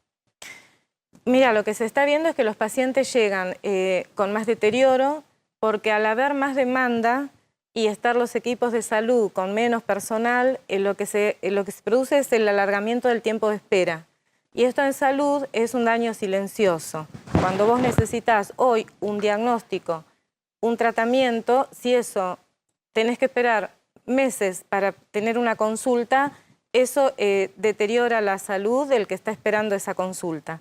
En nuestro modelo Garrahan lo que tiene es la figura del médico orientador, entonces esas más de 2.000 familias que llegan al hospital pasan por el médico orientador y de ahí vos ves que es como se distribuyen por todos los servicios del hospital y son atendidos en el día, se les ofrece la primera consulta.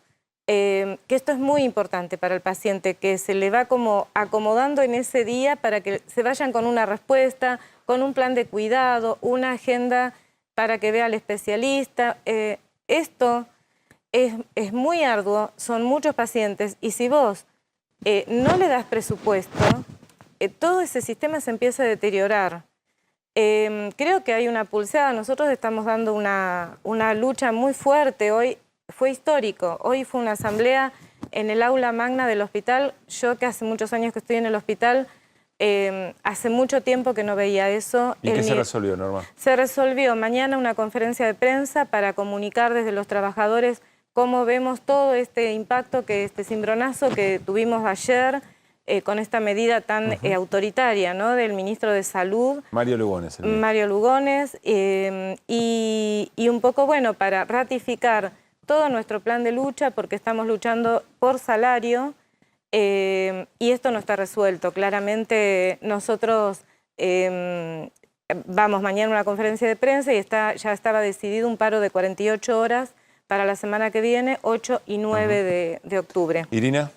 Sí, ¿qué tal? Buenas noches. Quería preguntarles cómo está la situación de insumos para uso médico y el otro día leía algo que, bueno, quería preguntarles también específicamente sobre eso, sobre que las obligan a reutilizar algunos materiales descartables. Sí, esa es una denuncia que desde nuestra entidad hicimos el día 26, entró a la Procuraduría de Investigaciones Administrativas con uno de los insumos que a partir de un reclamo respecto de quién hacía esa tarea, y estoy acá con Karina, y es una tarea del enjuague de unas cánulas que son de un solo uso y que se reutilizan en el hospital. ¿Es peligroso eso? Es peligro, implica un riesgo para el paciente, no hay un consentimiento informado y claramente esta práctica no beneficia al paciente. Entonces es una medida económica. ¿Que lo pone en riesgo de alguna infección o un contagio claro, de otro? Y sí, implica riesgos de infección postquirúrgica. Karina, cerrá vos la charla con lo que te parezca, con lo que quieras, con lo que te parezca más urgente que quienes nos están viendo. A mí lo que me parece que en realidad no deberíamos hacer el paro, pero no tenemos otra manera de visualizar lo que está pasando y queremos que nos escuchen las autoridades y que, bueno, que lo solucionen charlando, ¿no? De la mejor manera, no teniendo que llegar al paro, porque no es fácil hacer un paro en el hospital. ¿No hay diálogo? No hay... Que las autoridades dialoguen, que evalúen lo que tengan que evaluar, que vean lo que falta, que vean el presupuesto que necesitan y que traten de paliar esta situación porque no da para más. Mario Lugones, bueno, ustedes saben, ministro de Salud, muy relacionado con el hospital, con el Sanatorio Güemes. ¿Creen que conoce, es médico, creen que conoce lo que están contando que se vive en el día a día del Garrahan? Yo creo que no. O sea, si no, tengo que, no sé qué pensar. Si lo primero que se le ocurre hacer cuando hay un conflicto tan profundo en un hospital como el nuestro es decapitar a los funcionarios, no porque hayan tenido mal desempeño, sino porque le dieron un bono a los trabajadores de 500.000 pesos después de todo un proceso de lucha. Me parece que hoy nosotros estuvimos conversando con el ahora expresidente del Consejo de Administración, el doctor Invertaza, que tiene mucho prestigio en nuestro hospital, es el jefe de trasplante hepático y ha defendido el hospital público y la equidad en lo que es el trasplante hepático para los niños, niñas y adolescentes de nuestra población. Él sí conoce lo que es la salud pública y la importancia de un hospital como el nuestro, y me dio mucha tristeza ver que por esa medida correcta fue corrido. Entonces ya yo creo que Lugones tendría que ponerse a hacer lo que tiene que hacer un ministro de Salud, tomar en serio la salud pública, tomar en serio la situación que atraviesa el Hospital Garrahan, sentarse, como dice Karina, en una mesa de diálogo y disponer el presupuesto para financiar el hospital. Norma, Karina, gracias por haber venido esta noche. Tristemente, bienvenido al Hospital Garrahan al Club de la Casta. Es que me imagino, no sé si sabía antes de toda esta situación que iban a ser parte de la casta. Bueno. Me parece que lograron contar y que nuestra audiencia entiende un poco mejor qué es lo que está pasando y, por supuesto, justifica las medidas que vayan a tomar. Así que gracias por estar acá. Muchísimas gracias a ustedes. Bueno, nos vamos a ir a un corte. Después vamos a cambiar de tema después de la tanda, porque vamos a hablar con Lisandro Varga, que es el escribano sobre quien pidió el expresidente Alberto Fernández certifique de alguna manera testimonios importantes en la causa que se le persigue por violencia de género. Vamos a tratar de entender cuál es su rol y por qué ha sido apuntado por distintos sectores, incluso llamado a testificar o a prestar declaración en el marco de la causa. Todo eso después de la tanda. Bueno, estamos con Lisandro Varga, les decíamos, Varga, es el escribano, tanto conversar aquí fuera del aire, es el escribano, Lisandro, que receptó los testimonios propuestos por Alberto Fernández en la causa que se le sigue por violencia de género. Y hace algunos días quedó en el centro de un requerimiento del propio juzgado donde se está tramitando el caso. Vas a tratar de entender el rompecabezas de esta situación. Lisandro, buenas noches. ¿Cómo estás? Buenas noches, un gusto. ¿Cómo llegas vos a la causa que se le inicia a Alberto Fernández por violencia de género? Bueno, en realidad yo no conozco hasta con posterioridad la declaración de los testigos al expresidente, más que por los medios que lo conoce todo el mundo, pero personalmente yo no lo conocía.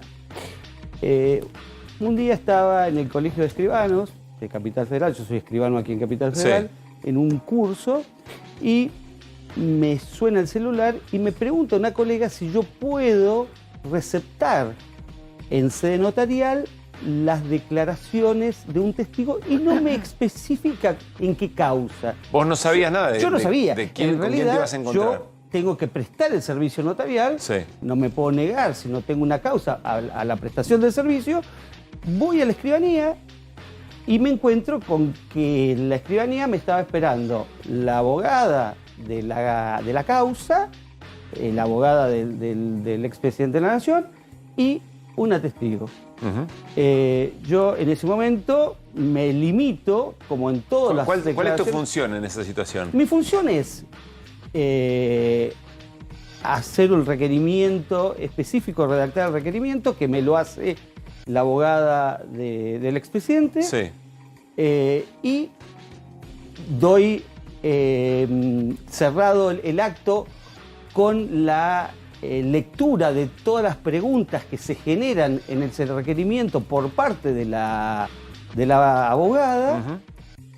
Yo no pregunta solamente O sea, la vos abogada. das fe de que determinadas preguntas hechas por la abogada fueron respondidas de determinada manera, De por determinada la manera, testigo o pero por el testigo. Yo no genero la pregunta, Claro. sino solamente recepto la declaración del testigo a las preguntas formuladas por la abogada del doctor Fernández. Lisandro, tengo esta duda. Yo hace bastante tiempo que cubro tribunales y no me había encontrado con situaciones de estas características. O sea, me encontré con... A mí me sorprendió, francamente. Perdón, con actas notariales que por ahí se hacen para certificar un chat de WhatsApp, por ejemplo.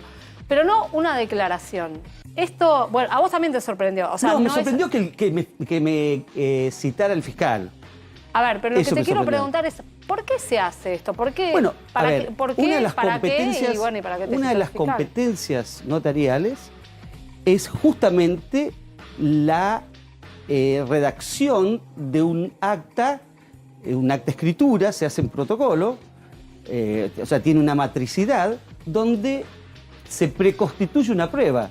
La declaración del testigo ante el notario es la preconstitución de una prueba.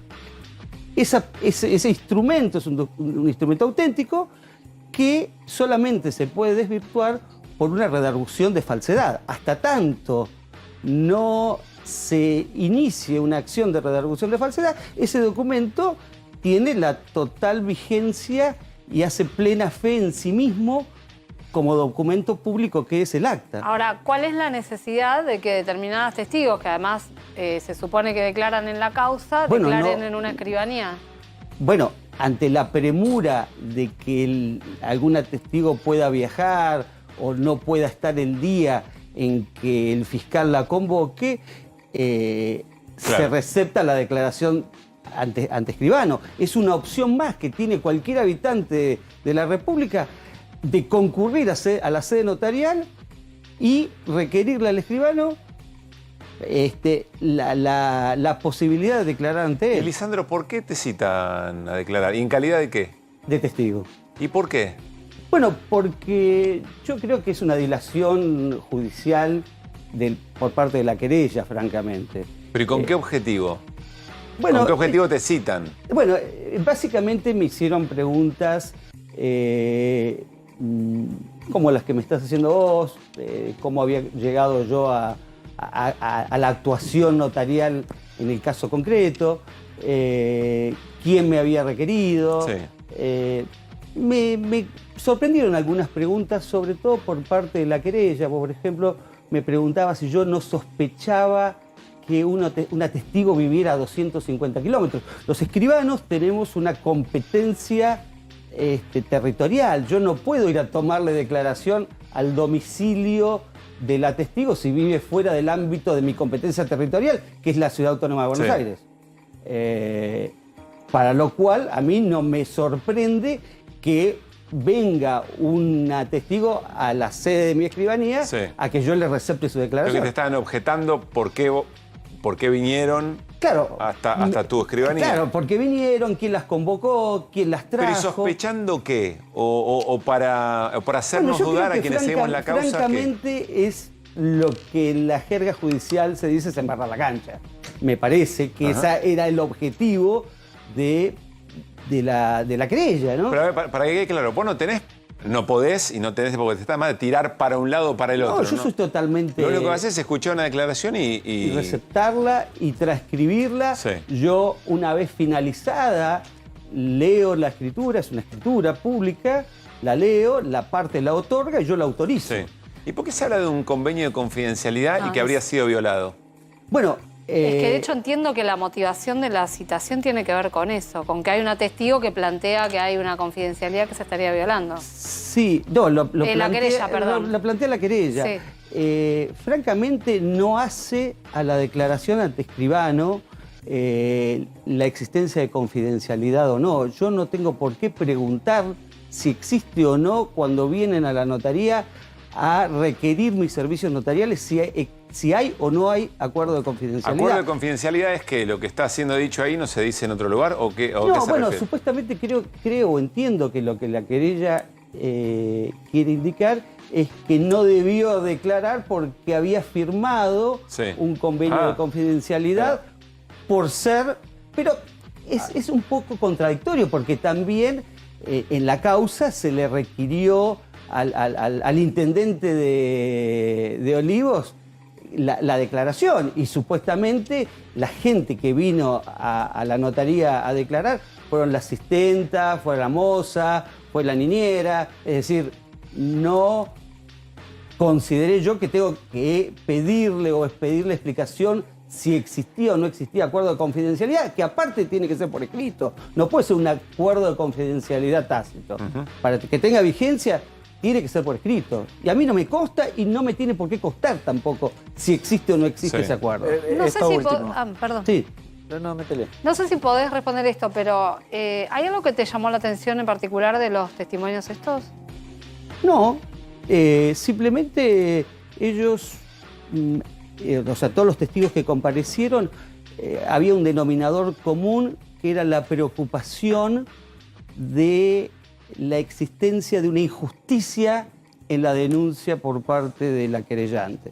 Entonces ellos quisieron aportar su parecer o su criterio sobre lo que ellos vivieron en la relación de la pareja presidencial y por eso comparecen a sede notarial a hacer su manifestación. Que luego es una manifestación ante notario que la considerará o la valorará su señoría en el momento oportuno y llamará o no a ratificar o rectificar. O sea, eventualmente lo que está en discusión ahora es si las declaraciones que vos receptaste valen o no como... Eso lo va a si lo incorpora o no, en este caso el fiscal que está llevando la causa, pero previamente está estudiando si existió tal acuerdo de confidencialidad con las personas que trabajaban en Olivos. Es de destacar la actitud que tuvo el fiscal. La verdad que entendió, me pareció muy, muy interesante que yo pudiera explicarle cuál es la función del escribano en esta intervención al fiscal, ¿no? Porque no tiene por qué saberla. Y realmente me pareció que el fiscal quedó muy conforme con mi comparecencia, porque le pude explicar cuál es la función del escribano en este ámbito, ¿no? Lisandro, gracias por haber venido. Nos quedó un poco más claro de qué se trataba toda esta situación. Ustedes por convocarme. Y ojalá que la causa siga el carril que tiene que seguir, ¿no? Una causa muy grave, como ya lo venimos mencionando aquí en QR. Gracias. Gracias a ustedes. Nos vamos a ir a la pantalla con Martín Granowski. Dice Martín que no sé si me va a invitar o nos va a invitar a todo QR a algún viaje exótico por algunas islas del sur de África. Veremos de qué se trata. Granowski, pero si es lo que acabamos de ver, estoy, Vamos. ¿Vamos? Estoy. Yo no sé bucear. ¿Vos sabés bucear? ¿Entre corales? Se aprende ¿no? ¿Lo llevamos? ¿Les llevamos? ¿Qué es esto? ¿Qué estamos viendo? Chagos. Esto no es... Viste que está el mal de Chagas. Este es el bien de Chagos es hoy. Bueno, Chagos. Chagos. ¿Que pertenece a qué país? Todavía pertenece al Reino Unido. Ah. Archipiélago en el medio del Índico. Sí. Mirá. ¿Dónde estamos? Estamos por acá. Sur de África. Acá está Mauricio y acá está Chagos. ¿Acá está quién? Debe estar... Espera, vamos. Ahí está. Acá estamos. Grande los mapistas de esta producción. Muy bien. Acá está. Recién teníamos... Allá está la India. Ahí Sí. arriba está la India que veíamos en el mapa grande recién. Acá el sudeste de África. Exactamente. Digamos, allá. Acá. Está bien. Me lo van a marear. Volvemos de nuevo. Sí. No, estamos. Mirá que se marea. Estamos navegando. Sí. Ahí veías Mozambique recién Sí. en el mapa chiquitito. Bien. Ahí tenemos de nuevo entonces. Madagascar y enfrente... Mauricio. Mauricio. Mauricio es un país independiente, miembro de las Naciones Unidas. Bueno. Y si seguimos para allá, la línea de puntos, hay un archipiélago que es Chagos. Acá lo tenemos detallado. Archipiélago de 500 islas. Mirá qué bien. Bien. Lindo lugar, bonito. Dicen que es hermosísimo ese lugar, una de las mejores playas del mundo. ¿Conociste Chagos? Eso No. es Chagos. No, Pero además de ser una de las mejores playas del mundo, ahí hay otra cosa. Hay algo que algunos por ahí recuerdan de la Guerra de Malvinas, que es Diego García. Sí. El Diego García, en el atolón de Diego García, base de la OTAN, desde ahí se operó parte de la inteligencia británica, ayudada por los Estados Unidos, porque base de la ¿Eso OTAN. es parte del en la Guerra archipiélago de Malvinas. Chagos? Exactamente, eso es parte del Mirá, archipiélago de Chagos. se va poniendo interesante el tema. Martín, es parte de lo que se discutió o se está discutiendo hoy. Exactamente. Si lo devuelven a Mauricio, también va a Diego Exactamente, García. tal cual. Exactamente, así es.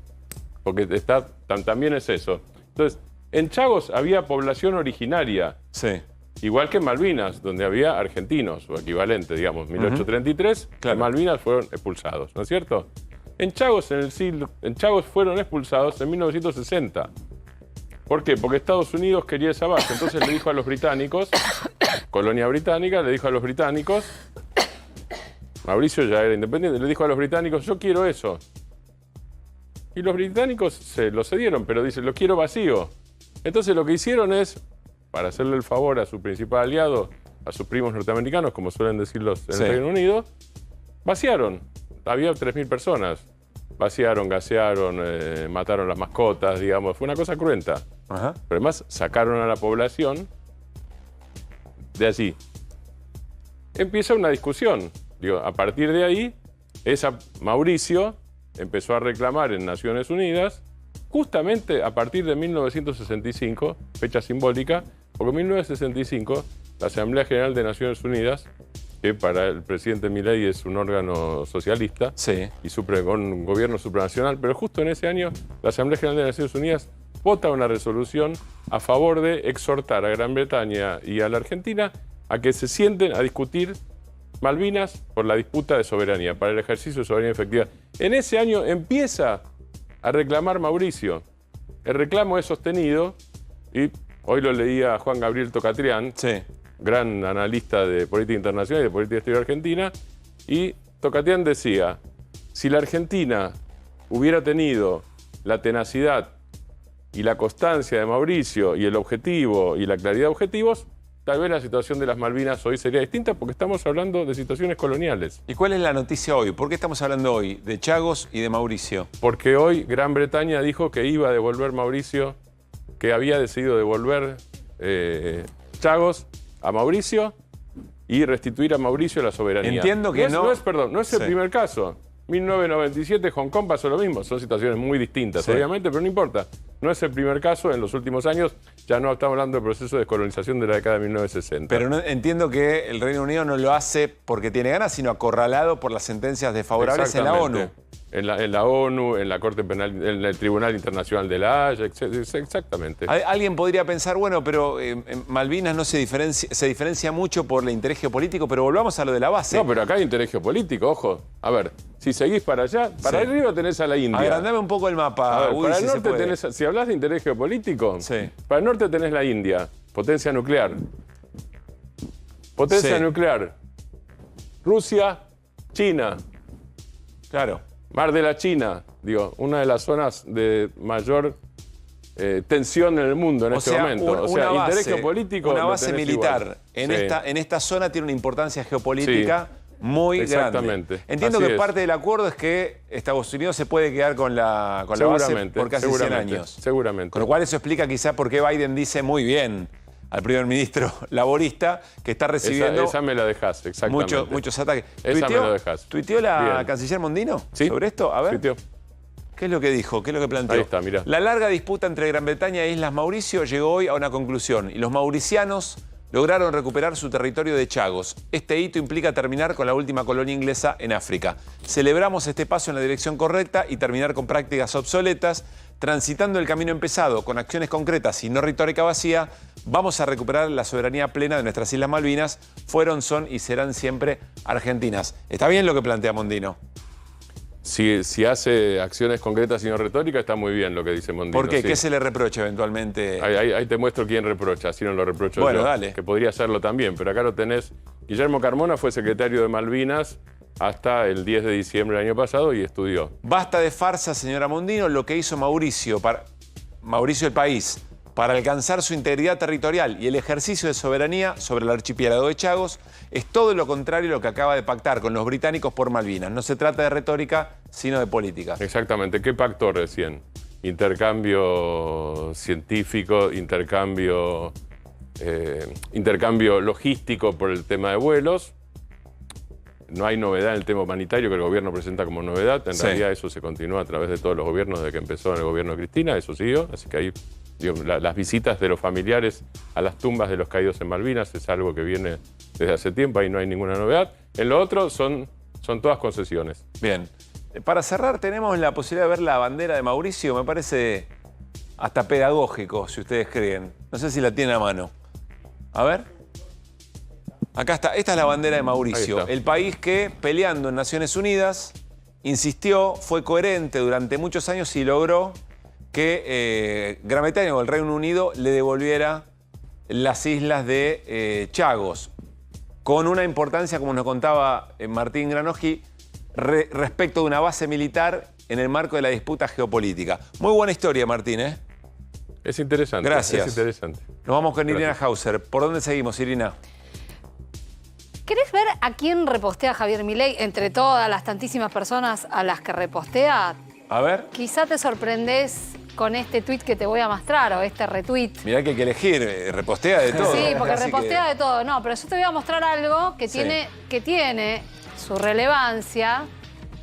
A ver, dice, para alquilar balcones, dice Milei, repostea y cita al negro Almeida del 55,6% y le repostea un jajaja sostenido. Bueno, abajo, te quiero contar que abajo de eso igual es importante lo que hay porque es una burla a una colega, a Julia Mengolini. Pero yo te quiero contar quién es Martín Almeida. Bueno. Antes de detenerme también en este ciberacoso que hay contra las periodistas.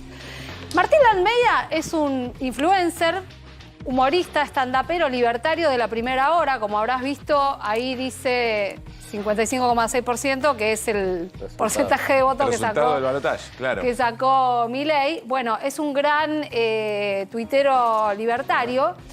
Pero es alguien que además, hay un dato fundamental para conocer, es alguien en cuyo cumpleaños, festejo en un karaoke de Palermo, estuvieron 10 días antes del atentado contra Cristina Fernández de Kirchner.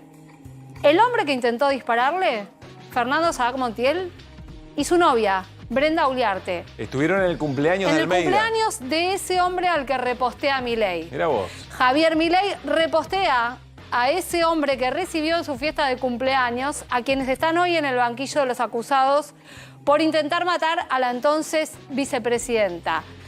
Almeida es además integrante o fundador de una agrupación llamada Nueva Centro Derecha, asociada a un personaje, quizá te suene el nombre, Hernán Carroll. Sí, claro, que tiene que prestar declaración en la causa, además. Sí, pero Almeida también tiene que prestar declaración en la mirá causa. vos. ¿Sabés cuándo? ¿Cuándo? La semana que viene.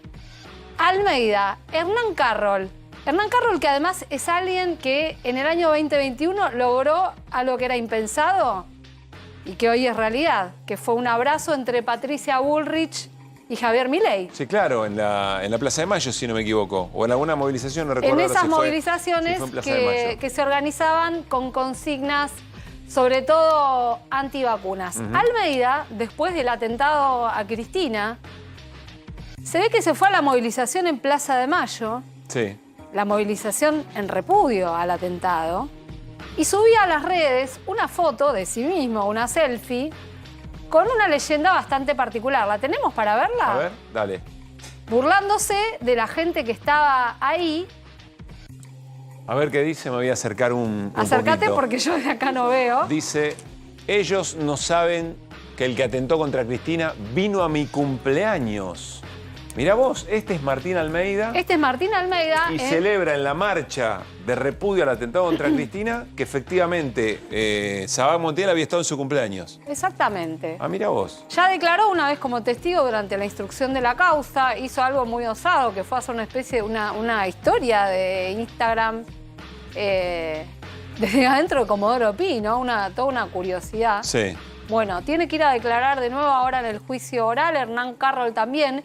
Y otro personaje que formaba parte de un grupo junto con Martín Almeida que se autodenominaban el Ministerio del Odio, que hablamos tanto del odio. Bueno, acuérdense de estos nombres porque son gente que tuvo mucho que ver con el discurso que hoy maneja Javier Milei.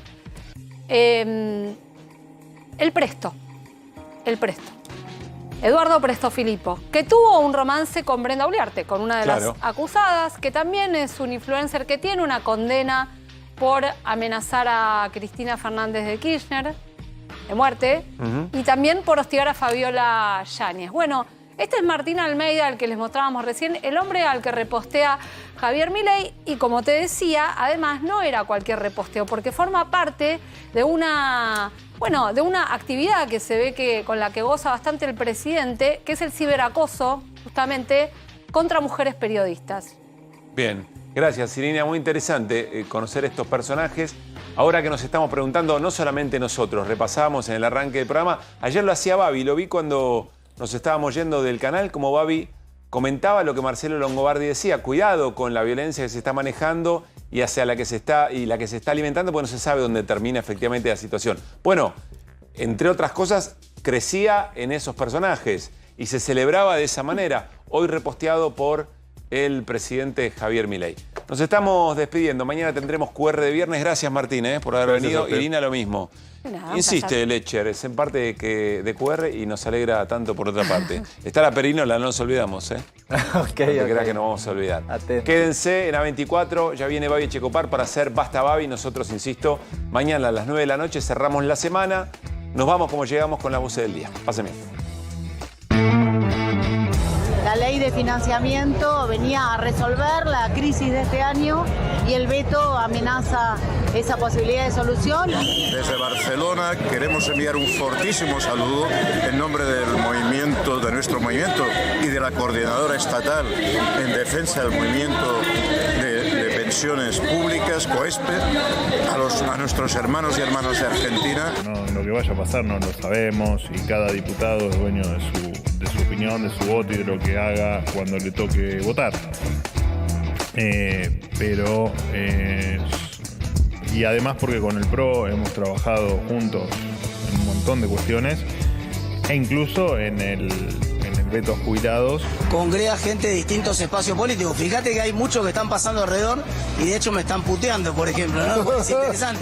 Pero ahí está, ¿ves? Ahí está. Yo le advierto al presidente que pare con esta embestida que está teniendo con el Congreso de la Nación, que es un claro conflicto de poderes y que, por supuesto, estoy confiado a que podamos lograr una mayoría significativa en el Congreso de la Nación. No sé por cuánto tiempo van a poder querer cargarse algo como esto. Ganaron las elecciones diciendo que iban a terminar con, no sé, con los políticos, con los privilegios, no diciendo que iban a arruinar las cosas que tienen, las buenas cosas que tiene la Argentina. Hoy nos acusaba la ministra de Seguridad de que este es un autogolpista. Golpe de Estado es gobernar por decreto. Golpe de Estado es vetar las leyes. Golpe de Estado es desconocer las leyes como hizo este gobierno. Ayer, obviamente, pusieron la canción ahí en la marcha.